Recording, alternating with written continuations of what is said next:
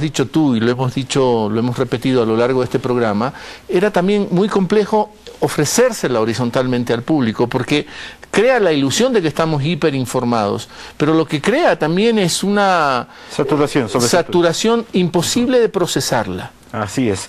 Yo creo que también ese es el objetivo, ¿no? O sea, la saturación de imposible de ser interpretada es interpretada desde el poder. O sea, entonces, por lo tanto, el poder escoge 5 canales específicos por los cuales transmitir la interpretación legítima de lo que es válido, lo que no es válido, qué es sensato, qué no es sensato, qué tema existe, qué problema existe. Por lo tanto, aquí esto se presta a muchas manipulaciones, pero como de costumbre, la red es mucho más alta que simplemente la manipulación desde el poder. La red, como plantean Tony Negri y Michael Hart, en Multitud o en Imperio, sus 2 grandes libros, la red es mucho más alta que simplemente las pretensiones del imperio o las pretensiones del control global de esta forma de totalitarismo que no es el totalitarismo como usan nuestros subsecuentes aliados del imperio, sino es el totalitarismo sobre el control de la información, sobre el control de la interpretación de la información, de la difusión ante todo, y de la interpretación, y además de una masa de información descargada de tal manera, tan brutal, tan instantánea, que impide toda interpretación inmediata. Ahora, Javier Duro es experto en estos temas. ¿Qué le recomiendas a la gente? Le recomiendo primero que investigue, también que se deje ayudar, que se deje también asesorar. Uno de los grandes retos de Internet, y no solo estamos hablando de Wikileaks, sino estamos hablando de todo lo que es la red, es ese ruido, ese buzz, se dice mucho en inglés, ese ruido informativo que genera tanta confusión y tanto desorden a la hora de interpretar la realidad, y que hay que saber manejarlo. Y es muy importante también tener claves de interpretación también para, como usuario, como periodista, hay que estudiar la red de otra forma, no solo se trata del teletipo, de lo que han publicado esos 5 diarios. Hay que investigar en Wikileaks, hay que trabajar cada uno de esos cables, esos teletipos también que se dice, y trabajarlo uno a uno. Uno de los cables que pude leer ayer fue unas reflexiones que hacía el embajador en España respecto a la ley sobre el control de Internet que se estaba estudiando en la Unión Europea, y que en uno de los eventos que se llama FICO, en el que yo precisamente asistí, estaba en Madrid en ese momento, se estaba debatiendo. Y era un tema muy interesante porque no solo trataba de política internacional, sino sobre control de la información, que es de lo que estamos hablando, y era uno de los subjects de ese trabajo en España. Y realmente era muy interesante ver cómo Estados Unidos estaba muy preocupado sobre cómo iba a afectar las directrices europeas al control de Internet y a cómo se iban a manejar las diferentes corrientes de opinión, y realmente cómo se iba a vender esto a los europeos. Pues realmente, yo creo que todos los políticos en Europa, todos los gobiernos realmente estudian esas políticas y tienen claro qué quieren hacer, pero no saben cómo decírselos a los ciudadanos. La red ha creado un monstruo que empieza a comerse a sí mismo. Exacto. ¿Ah? Y que no se sabe qué hacer para controlarlo, ¿no?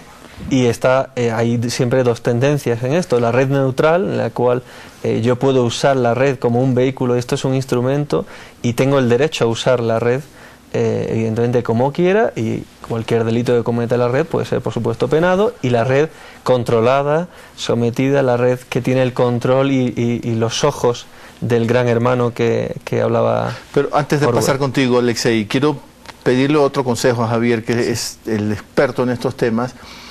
Hay en Asia, en Japón, hay gente que se mete y se queda 12 horas parqueado en la red. Ikikomoris.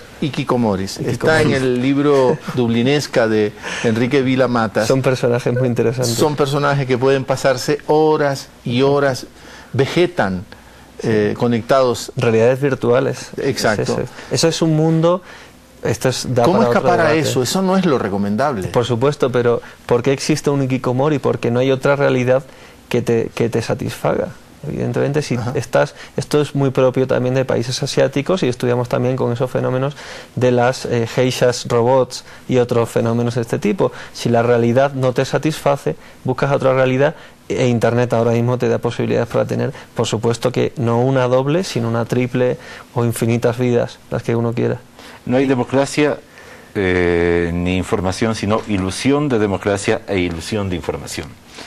O sea, la información no se procesa y la democracia no existe sin información procesada.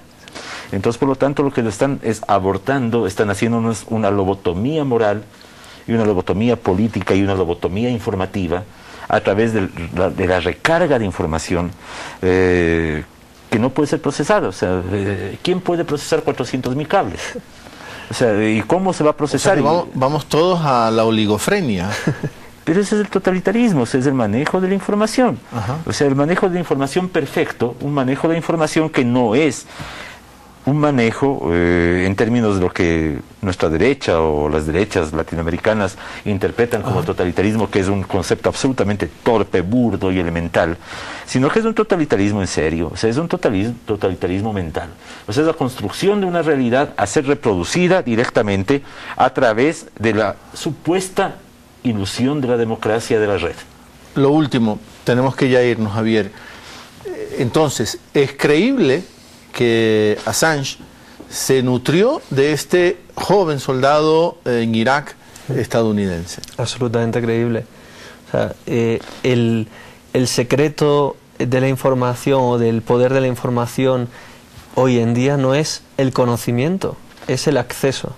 O sea, son dos tendencias que se han ido separando, y un joven experto en tecnología que con 22 años no tiene por qué saber la pertinencia ni la relevancia que tienen esos cables. Eso es lo de menos. Lo importante es que es la interpretación. tuvo acceso a esos cables, pudo acceder a esos... Tecnológicamente pudo.